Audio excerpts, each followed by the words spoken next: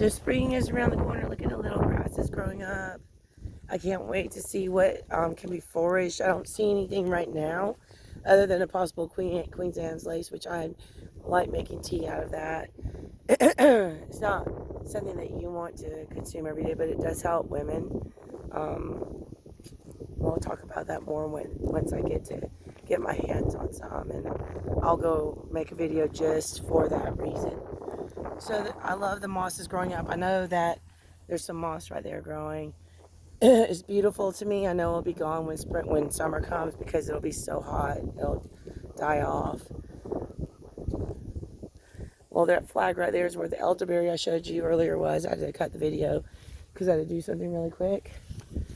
Oh, and we have a cousin of the dandelion family right there. I do like getting those. They make, when they're young like this, I might come out here and get some. It's not quite my favorite. I like the dandelion better. Because the leaves are thinner and more sharp than these. But again, we'll have to talk about it later. That's still good for you. It's still going to have the same properties. It's good for your liver. It's good for detoxing. The roots are. You can use the roots as a coffee substitute. It's very medicinal. Actually, you can. It's not so strong. And see, this was a fig. I don't think that. Yeah, we'll see. I'll be surprised if that made it. Kiwi! Kiwi, I can't see you with me. Kiwi! Kiwi! Get over here. No. I have to see you, okay? Stay with me. Okay, this one. Yeah, that didn't make it. It just came right up. I have some more air layered. It was such a brutal summer. I was hand watering everything, but 100-degree temperature.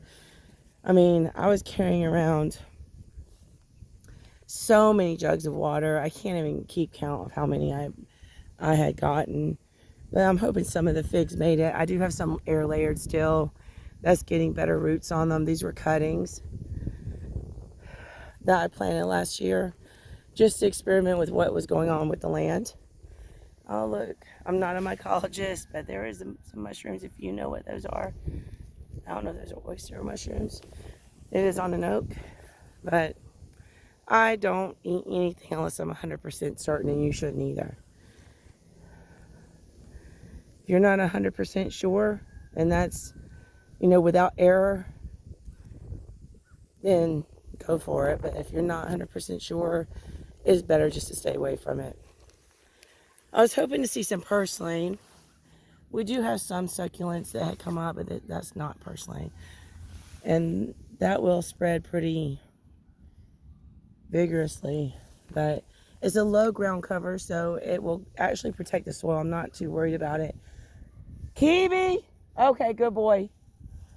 I'm not too worried about it because I like the way it looks and it's pretty. It probably will flower too. No, I don't think these figs made it. Let's see if we can find one that's probably made it.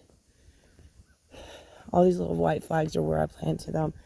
I saw one that was surviving at the end of fall. Okay. This one, oh, that looks like it made it. Easy, boys, no. This is a fig, guys.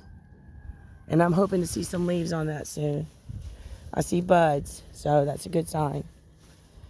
I'm glad I was able to show you something that was still living. I planted tree lucerne, which is Tagesastes. It's from the Canary Islands, a volcanic area. Tolerates heat pretty well. It doesn't tolerate cold very well unless it's very mature. When it's mature, you don't have to worry about it. So when I get the greenhouse going, I'm planting a lot of those. Those seeds are very difficult to find, but they are great for honeybees. They bloom in the winter when it's a little colder. Well, mildly cold. I'm thinking about where they come from. So in mildly cold weather, they'll bloom profuse white flowers, and the honeybees love them. It's a great way for pollinators to get some extra food in, and it's great forage for my livestock, the chickens included. So let's see about this one. Oh, this one made it. It's got, I think it's trying to bud. It's not brittle. I like that. Thank God. Thank God it's alive still. Let's check on this one. Kiwi Angel, get over here. Get over here. Oh, and this one, I think that one made it too, guys. And that's in clay. I was worried about it getting root rot from the wet season that we have. Lately, past few years, our wet seasons have been pretty soggy, and it's not been really moderate throughout the year like it usually is. This one I'm not so sure about. It looks pretty dead at the top. We'll see what happens with that one. That's another fig. I'm going to be having figs alternating with persimmons, the giant persimmons, the Japanese ones, and then I'm going to have some berry bushes. Yeah, I don't see that one. This shows a plant being here, but yeah, I don't think that made it.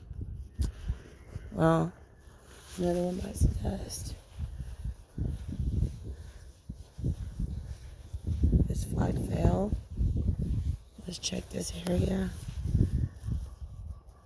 No, I don't think that one made it either. These are wild strawberries right there. I don't know if it's the ones that are with the yellow or white flowers yet.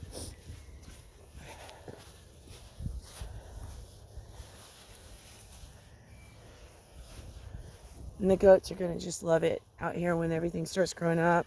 You can tell, you can see a lot of green here. It's like sorrel. Oh, look at that grass. I'm not really too knowledgeable about the different types of grasses, but I would like to be, so I'll be studying up on that. There's a lot of things growing, guys. I'm so excited. It's like a treasure hunt. You can see everything that's going on here.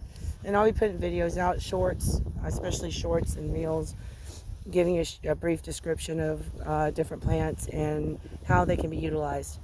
But anyway, I hope you have a great day. Oh, let me show you the water. Let's see how fast it's flowing. Well, you got some from the top, and then you have this huge hole. I don't know if you see to the right of the waterfall right there. And that's coming out from under the ground, but this is coming above ground. But so, I like it. I wish it'd fill it all the way up. Well, have a good one, guys.